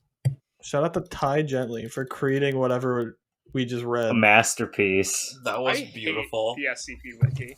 I hate the SCP wiki. I don't like this. I want to go back to holders. Can we do that again? I upvoted. I can't. I'm. They had "Are we cool yet?" tagged only because they said the words "Are we chast yet?" Yes. This is not an "Are we cool yet?" article. This was written for the crack fiction contest. Oh my god. And it won the Thaumiel category. Damn. It got 17 upvotes. Award winner. Award-winning story. Orgy 5 Council 9 XXXK End of Virginity Scenario. So what were you Is this guys' podcast over? thoughts? Can I go? Can I leave? I don't want to be here anymore. I hate mean, this. if you have one more short one, we can end on. I'm joking. That was a joke. I want to keep going. I'm just okay. It was so funny. It's like a My Immortal SCP, like that kind of style of like Mary Sue Berry, like get main character. I could have been 051, but I decided to save some pussy for the rest of everybody. Oh my god. Okay, I actually really love this, but I hate it so much. Yeah, that was great. I love that a lot. This is not an Are We Cool Yet article at all. All right. I'll be back in 2 minutes. Go ahead and find whatever it is we're going to read next. Yeah, what do you want to read next? I put 3 in the chat. How much longer do you guys want to go? That's a Kai question, I think. Oh. Was he the one who just left? No. No. That would be Matt. But I will need to sleep soon. So, shorter one? What's the shortest one here? Do you think... Okay, depends if you want to give like a really good example of what, like, if you really want to show what Are We Cool Yet is like, I would say we should do, if you think we can fit in 173D and flexibility, those both are really good showings of what Are We Cool Yet is like, and they're both pretty short, but Kyber? Otherwise it's up to you. If I we have to think we choose can fit between in them, I would both. say 173D because it's really Okay. good. Kyber seems to be okay with both, so we can. Yeah, do I both. think we can do both. Brilliant. Yeah. The critic is also really good, but we'll for another time. Maybe next episode. What- You're wink, wink, nudge, nudge. Yes. Yes. I would adore coming back as long as we don't read anything involving orgies. I cannot. But that's all we promise- do. Guarantee that. Yeah, there's Oh, no man. promise, unfortunately. Maybe next time we can read the Minions Day at the SCP instead. Oh Matt, my did you hear gosh. which ones we're doing? Nope. We're doing 173D and flexibility. He posted them in the Zencaster chat. Gotcha. Gotcha. What are we starting with? Let's start with flexibility. 173D is a really good one to end with. I want to give a little context to this. This is from a series called The Cool War, which is about the Are We Cool Yet in general. Really great series, by the way. Literally my favorite piece of fiction ever. Like, not just on the SCP Foundation. My favorite thing ever. I'm making an audio drama adaptation of it, actually. Babes? Subscribe on YouTube to see that eventually. Ooh. But it's not like, it won't spoil anything. It's really early on, and it works as a standalone article. Oh, I had a question that I forgot to ask you because I was busy putting away groceries and shit. Are you going to be involved with Sideshow at any point, to your knowledge? I am on the main team of Sideshow, You're on actually. the main team of Sideshow? We Yeah, plan I'm super on cool. producing content for Sideshow. We're in the collaborative Discord. Yeah, that's where I met Hunter. Yes. Yes. Yeah. That's what I figured. I'm really looking forward to doing more Sideshow stuff, man. It's going to be so Oh, yeah. cool. I'm looking forward to seeing your guys' stuff there, too. You should make like a trailer for your podcast at some point. I think we might have ad spots opening up, and that might be this might be good for that. That would be great. That would be lovely. I can't confirm that because I am saying that out of like just what maybe might be the case. Okay. So like not official, but Unofficial, maybe. official, unofficial, official. Unofficial. yeah, I'm gonna get fired for saying that. I bet, but I'm gonna try and do it. We I think if we can get Nikki on our side, we'll be fine, right? We should probably. She be. Yeah. tolerates us. She responds to my tweets. Barely. There are two people Oh, who you read have no my idea what tweets. Nikki's like in DMs, man. It's terrifying. There are two types of people who read my tweets: Nikki and the FBI. Two types of people. All right, I would say which one am I, but I'm not gonna read your tweets. that's fair, honestly. The funny ones get me in trouble, so you're not missing much.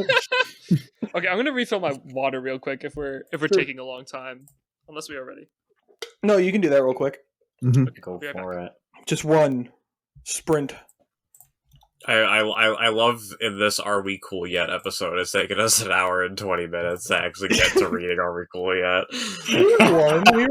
We read it was his, not an Are We Cool Yet? No, it wasn't. It was an anti-mimetics division skip. I missed half of his in my defense. Because my parents came, or my mom That's came up with the worst time.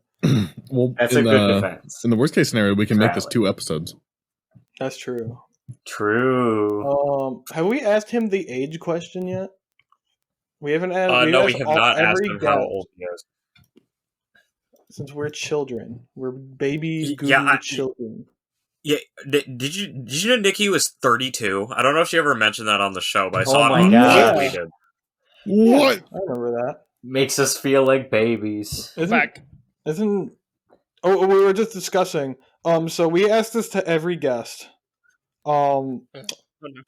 What is your age range? Because we are, by a very long shot, the Gugu babyest, youngest people of anyone we've collaborated with by a pretty large scale. For some reason. I'm going to be honest. I thought you meant like for dating at first. And I was Yeah. What? Like, whoa. What are you looking There's for? so What are you many looking things for wrong right with now? that question. I'm 19. Ian up, hit me up. What's your I'm answer? not gonna make Give it us to your Anomalous. answer. 19. You're 19. Oh my gosh, we found Oh a my baby. God. We're not the youngest anymore. Oh, we're all. What? We did I it. think we're all 22. I'm Kai? about to be 22 at the end of this Wow, month. Cuckoo baby. Yeah, because everyone else we collaborate with is like 30, Yeah. and so we're just like, they're like, yeah, back when we were younger, we'd listen to like shit on like cassette, and I'm like, yeah, To be Oh, fair, God. I listened to things on cassette, so well, you're a I hipster. feel that. I'm You're not. you're a janitor. You're required to listen to things on I'm a cassette. janitor. It's true. Gotta pull out my Walkman. Dude, we're like brothers now. We're both supply and Yes. janitorial services. Indeed. Service bros.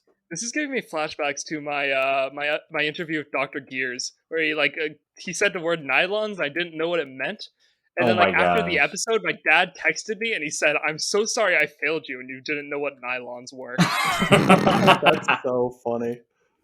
He actually said it. He asked me like, what's a so you can Fanon thing on your calendar? I'm like, oh, it's a podcast I'm going to be on. And he's like, oh, send it to me after you're done and I'll listen to it. Sure, Dad. I'm sorry. Now I'm not going to say anything. I I'm just sorry really for hope he doesn't find it. whatever your Rest dad in finds us, peace. I am so sorry. Yes, we all What's directly what's apologize furry that you porn, had to son? listen What's to this this. Ram Ranch thing. See, what I love is that this podcast is just how I talk to my dad, so I would never have the issue.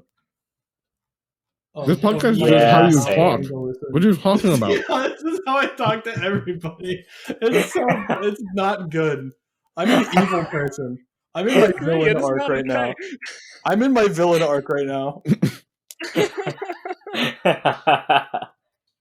Do we want to read the article? Yes. Yes. Sure. Please, I will God. narrate, since Matt has narrated 371 stories in the last 30 minutes.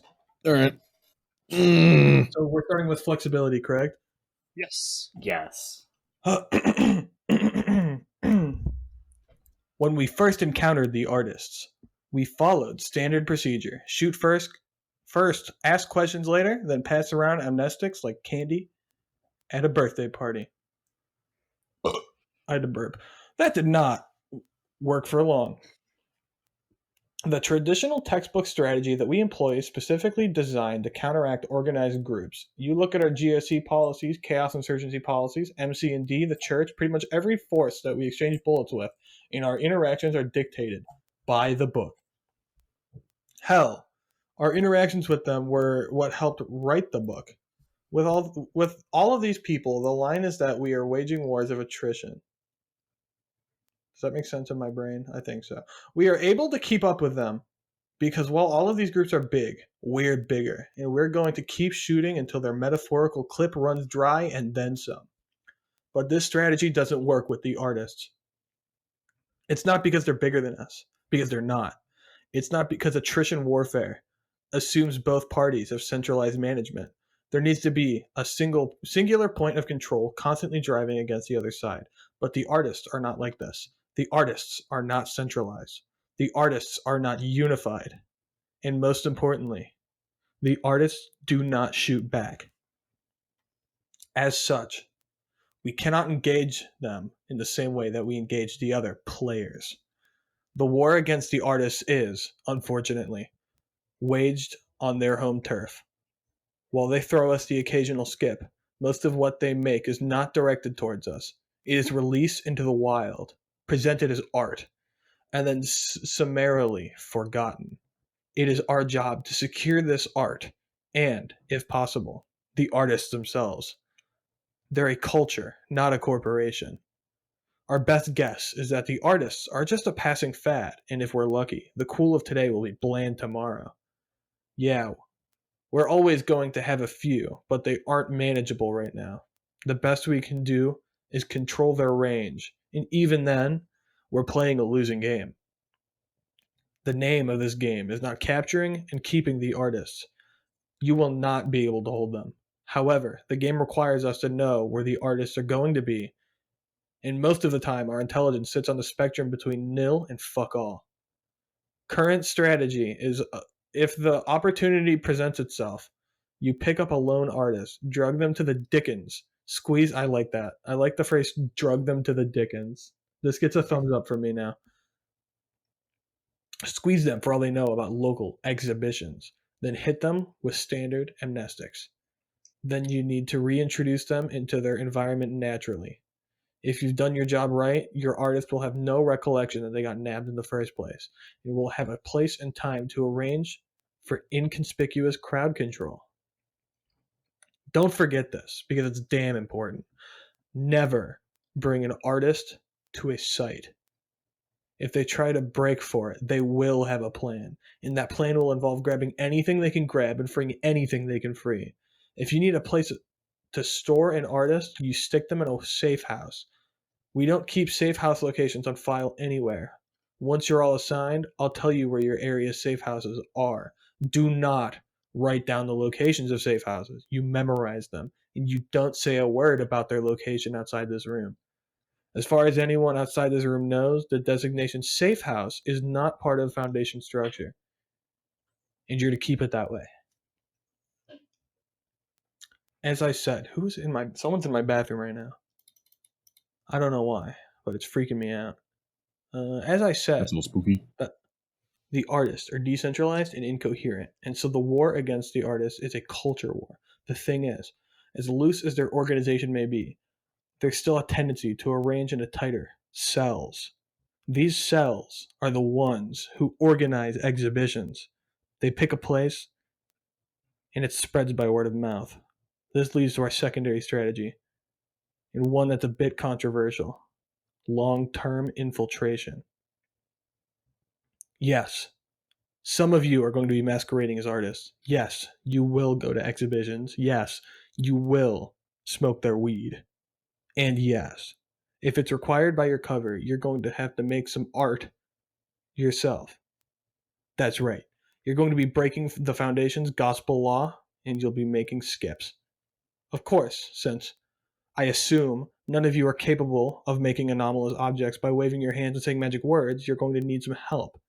That'll be covered by Dr. Samuels after lunch. Anything you make yourself, you'll need to destroy yourself. On the flip side of this, we are breaking the other gospel law of the Foundation. You are going to destroy skips. Back when we didn't know what we were dealing with, we contained everything they threw at us. This was a massive, massive waste of manpower and resources. Much of what the artists design are immovable, permanent installations in suburban areas. If we are stuck to cordoning off and containing every piece, we'd have half of New York City under lockdown. Yes. I know what you're thinking. We're violating every rule in the book, but this is the only way we can deal with them. And the time has shown us that it works infinitely better than standard procedure. This is the only way that works, and if anything, we're results-based. Now, this does not mean you're going to be smashing up everything in sight. That's the GOC's job. Our primary goal is still containment. You're to use your best judgment on whether it's something that can be reasonably contained to begin with, and if it isn't, you break it. If it's something you can pick up and slip in your pocket, that's what you do. If it's a giant mimetic hazard plastered on the side of a balloon, you pop the balloon and see if you can recover it. If it's something immovable that's going to violate causality in the middle of Times Square, you smash it to smithereens. Also, and this is the one rule we really try hard not to break, don't kill it if it's alive. Yes, you are probably going to see living installations. No, they are not what you were thinking of. They are worse. Last thing. One of the biggest cells we know is a guy. It's headed by a guy called the Critic. Nobody knows much about him. So if you learn anything about this guy, you pass it back to us, because right now we know he exists. And that's about it. That's my bit over. Bagels by the door. Dr. Samuel's part starts in 10.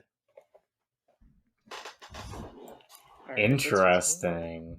You may notice one of the other articles I had lined up as a backup is called The Critic. So I suppose that's something to check out if you're in the audience, perhaps, and you want to know more about what's going on there. If you want to listen to Shaun on another episode where we cover more of this. Love to come back.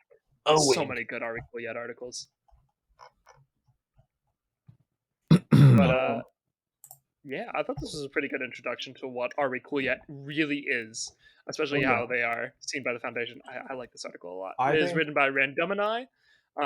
Great author. I think the concept of a subsect of a of a group that doesn't follow the rules of the group in order to better the group is cool. Yes. Good thing Michael's not here, because I'm about to use an example that would set him off. Yeah. Warhammer 40,000. Please clap. Back in the day, pre-9th edition, Sean, I don't know if you know anything about Warhammer. Literally nothing. Okay, Warhammer is a game where you paint little plastic men and make them fight each other. But there's a lot of books and lore. People mostly care about the books and lore. It's 50-50. It's 50-50. There is a group of Space Marines called the Exorcists that in pre-9th edition lore were a group of Space Marines that would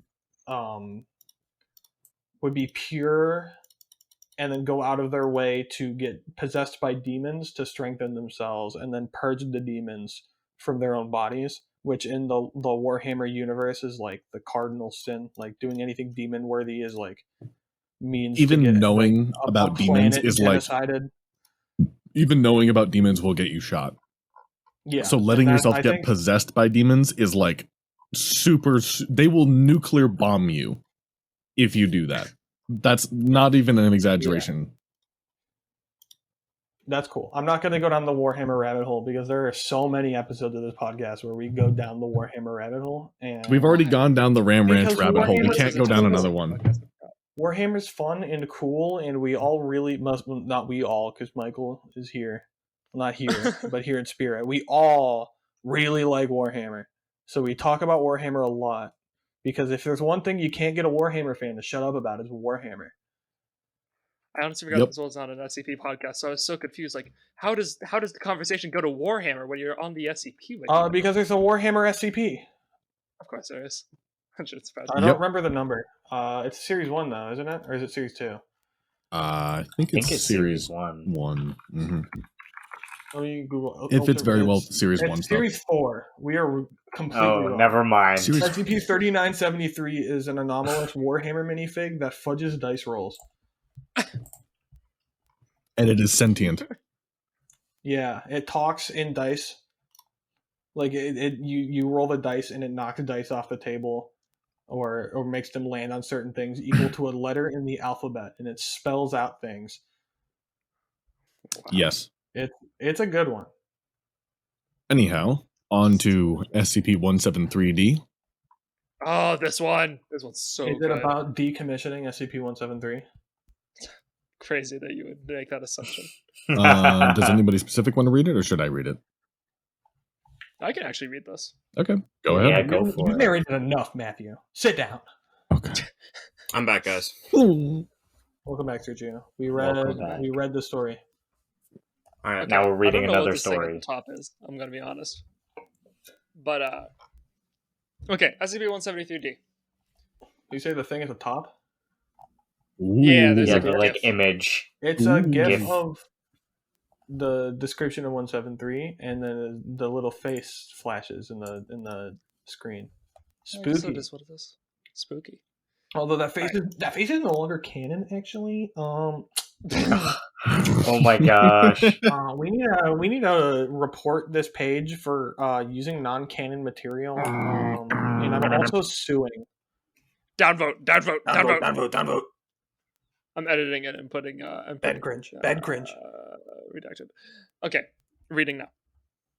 Smith was the ideal Foundation agent.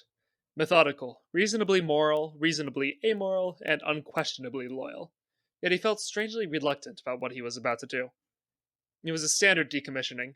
The Foundation had a reputation as a bunch of pack rats, collecting every piece of trash or pile of dirt that didn't fit into their understanding of the world, locking it away forever under the notion that they're somehow doing the world a service. Yet occasionally, the gears of bureaucracy would turn. The accountants would crunch some numbers, the researchers would analyze the data, and an object would be slated for destruction. Decommissioning is what they called it. And SCP-173 was soon going to be SCP-173 decommissioned. SCP-173, Euclid class, autonomous, ectoentropic, observational, sculpture. By all rights, your bog-standard anomaly, a piece of art that kills you if you look at it the wrong way. Probably created by some big spy fresh out of art school. Smith didn't want to put too much thought into the matter. He wasn't paid to think, or at least, not at the moment. No, at the moment he was being paid to smash. Yet he was hesitant. 173 wasn't special. Sure, it was one of the few files open to general access, but that was probably because it had so little to hide in the first place. Sure, it's one of the example SCPs that they have in that packet they hand out to new employees, but that better serves as a testament to its genericness. Sure, everyone in Site-19 knows someone who's died to the thing in some containment breach or another. Smith himself has attended a few funerals because of it. But it didn't deserve any special recognition. Not from Smith, not from the Foundation. And yet, he felt he was about to do a disservice to the world. Whir, the characteristic drone of a Scranton reality anchor filled his ears. Alright, it's now set up. That was the signal for him to start swinging. Thwack. He started with the face. Thwack. The crude caricature of the human visage on 173's bulbous head looked strangely accusative today. Thwack. Why did he have to do this manually? Thwack. Budgetary concerns? Thwack. Since when was money an issue? Thwack. He didn't have to worry about the thing coming to life in the middle of a swing. Thwack. He had an entourage to make sure that didn't happen. Thwack. It felt wrong doing this in front of an audience. Thwack. Better than the alternative, he supposed. Thwack. Was it some mimetic effect? Thwack. No, the Foundation is thorough about screening for cognito hazards. Thwack. Sure, it was someone's life work, but he wasn't one for art, much less art with a kill count. Thwack. Maybe he's been at the Foundation too long. Thwack. Long enough to get too attached to these killing machines. Thwack. He briefly wondered if this particular killing machine was alive. Thwack. What the fuck just happened? What do you mean? I'm gonna keep reading. Yeah, it's okay. Just keep reading. Too hard. Yeah, it's okay. Thwack. I don't know what you're talking about. Okay. He briefly wondered if this particular killing machine was alive. Thwack. What the? Okay, alright. Who's the funny man here? Okay, alright. What's going on, Shaun? What's going on? You invite me on this podcast to make a mockery of me? What's going on, Shaun? What's the issue? I don't know what you're talking about. What? I swear to God. What? Am I allowed to mute other people? What happened? I don't know what happened. I'm so confused. It just sounded to be like someone got whacked, which is what happened on the writing, right? I was so deep into sauce. I was so into it. And I heard that. I was like, you're joking. Like, no. Yeah, I did not just hear that. Yeah, I just heard you say thwack. I don't know what you're talking about. Oh my God. Yeah, I didn't hear anything. Why don't you read it again? Look, I'm just gonna keep going this time, okay? No, just read it one more time. You busy? No, you're good. You're good.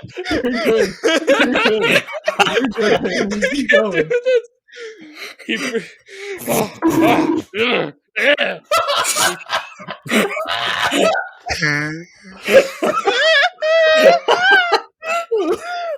my God! I'm so close to the end. Oh, frog, bro.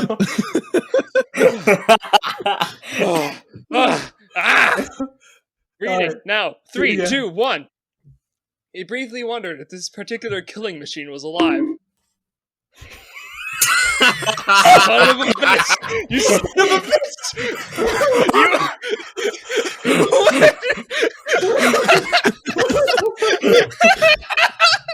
I made it out that time! I knew it was coming! You're gonna hide from me! I'm gonna hyperventilate! We're gonna kill Kai. Kai, say something. Kai, say something. No, I. Oh my god! I have tears in my eyes. I despise all of you. Every single one. All right, one more thwack just to get it out of the way. One more thwack and then we're normal. Okay, I'll lead up to it. He briefly wondered if this particular killing machine was alive. 18 Whack. naked cowboys in the showers of Ram Ranch. Big head, throbbing cocks wanted to be sucked. 18 naked cowboys wanted to be fucked. Cowboys in the showers. Stop it! Make it stop!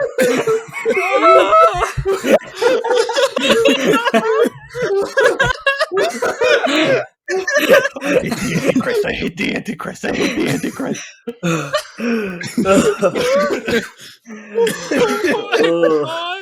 Oh, man, I think you hit the wrong button that time, buddy. You want to try it again? No. Okay. My voice is like shot. You can finish the article now. I'm gonna keep going now. I'm so. I'm not sorry. Now we will return to a state of dramatic ness. Oh my god. Oh. He briefly wondered if this particular killing machine was alive. Thwack. Briefly. Thwack. Why was the thwack with no sound effects funnier? I waited. Like, I was like, is it going to happen again? Are they going to do it again? Am I about to leave this recording booth? I'm going to cry. I can't. I'm deeply sorry, cry. Shaun. I could not resist. I had the soundboard pulled up and ready the second I saw a chain of black. mockery of me in this way. Gaslighter. Gaslighting us. Oh my god. Okay. Continuing the article. Well, now it didn't matter. That was it. The statue was now a slurry of blood and stone on the floor. It was a magnum opus of someone unknown, attention-starved artist who put a piece of themselves in their work, spent decades in containment. It killed hundreds of people.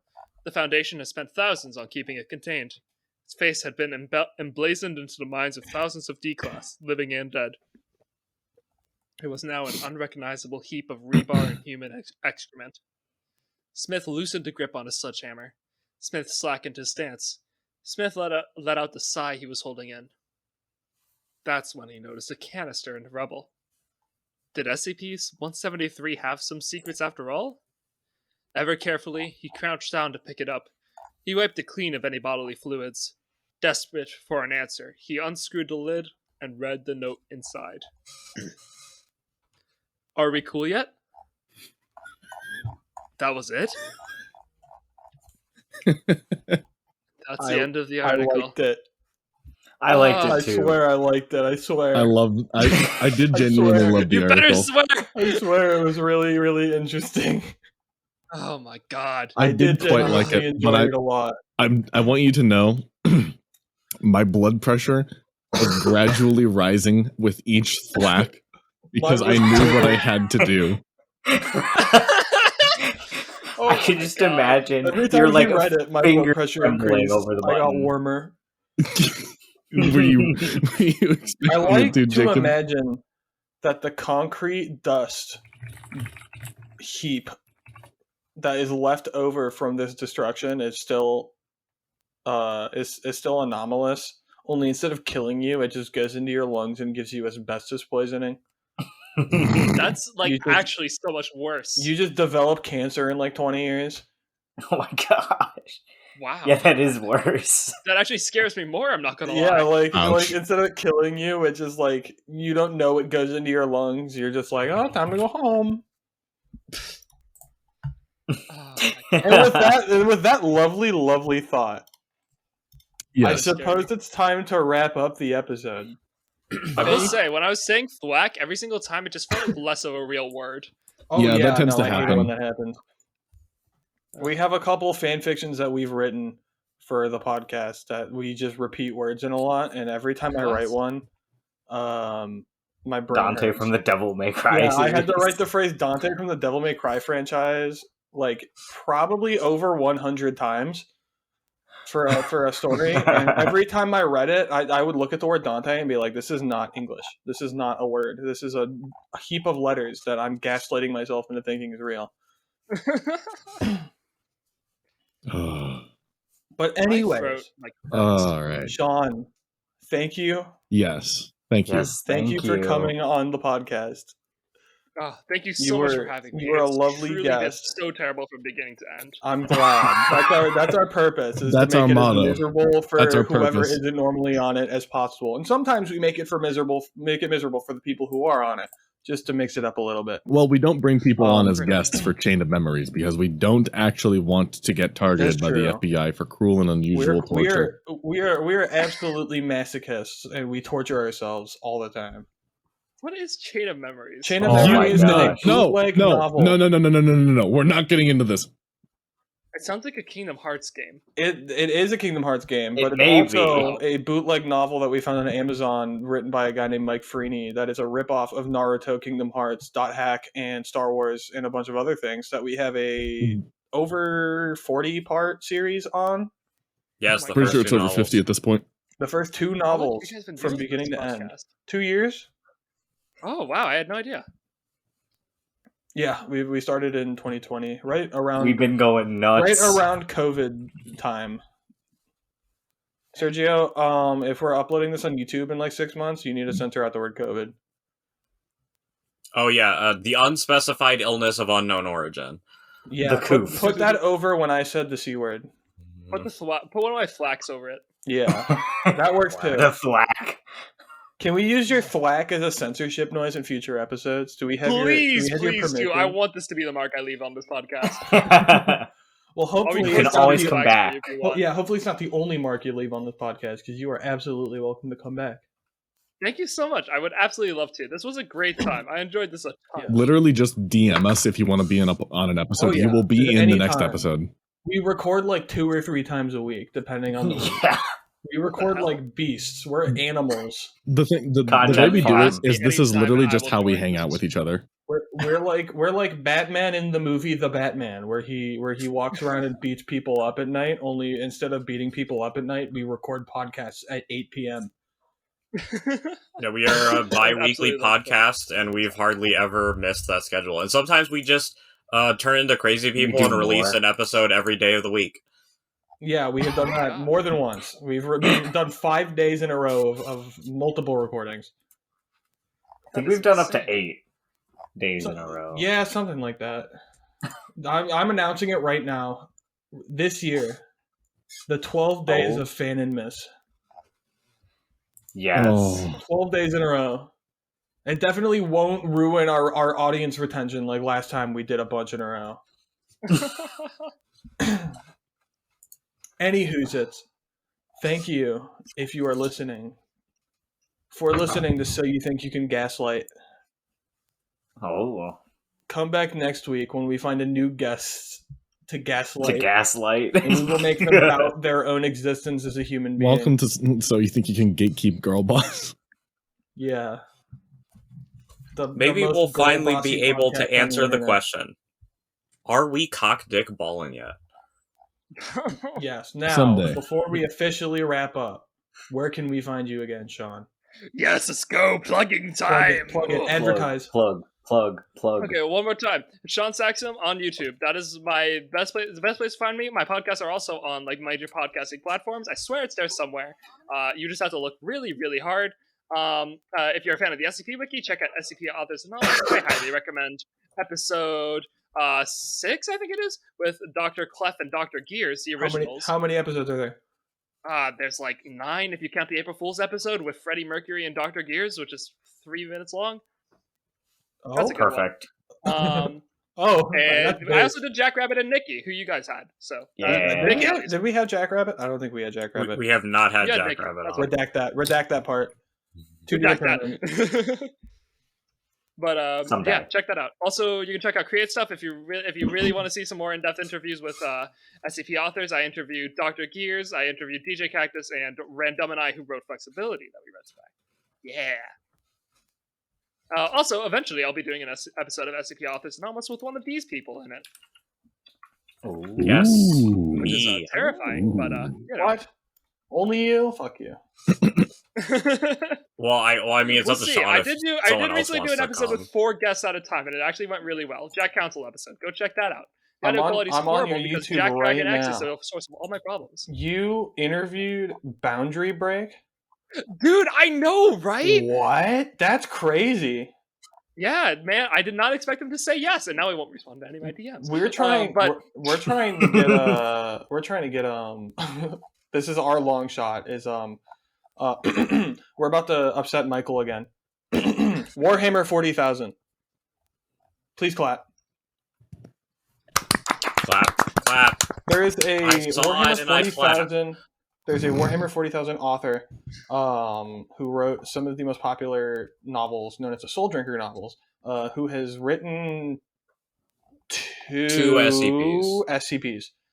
really, Yes, his name that's is super cool. Sergio. Put it here. I don't remember his name, but Ben Counter. Ben Counter. I remember the Soul Drinkers more than I remember the name. I'm a terrible person, but Ben Counter. He has 2 SCPs. Stonefish told us about him. Stonefish is the one who Stonefish is- transcribed them. Yeah, Stonefish transcribed them. Wow. I also think. Sorry, I just saw the YouTube video on your channel, Lemanberg the musical, but without the gay parts, and it being 2 seconds long made me laugh. It is my most popular video by far. Like, it has 12,000 views. That's like 11,000 more than my most popular podcast episode. That's crazy. We have took me, like, 10 minutes. we've exposed you as a dream SMP stan. How does it feel? I'm not proud of myself, man. The That's Manberg okay. musical is really good, but I'm not proud of myself. It's okay. We forgive you. I appreciate that. Thank you. I did like so many episodes around Dream SMP creators. Oh my god. It worked though. The algorithm liked it. The algorithm liked it. That's all that matters. Very true. Anything else you'd like to add before we? Yeah.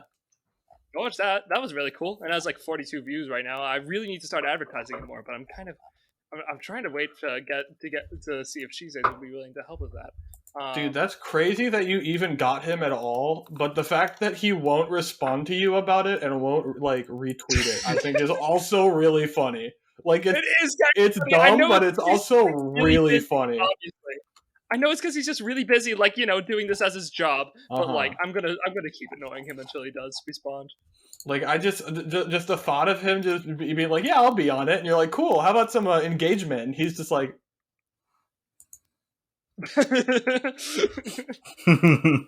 eventually, I swear to God, this episode.